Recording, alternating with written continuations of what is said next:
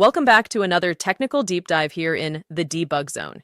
Today, we're tackling a big question and breaking it down with insights from other users. Hopefully, this clears up some misconceptions and helps you get the answer you need. So buckle up, stay a little curious, and let's jump right in.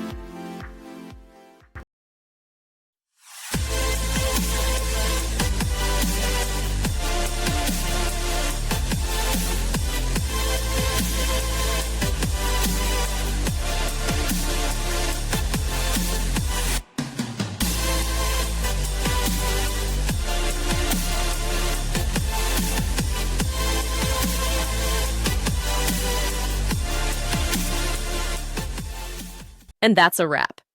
I hope you found the answer you were looking for. If you did, take a second to hit that subscribe button. It really helps out. And let me know in the comments which solution worked best for you.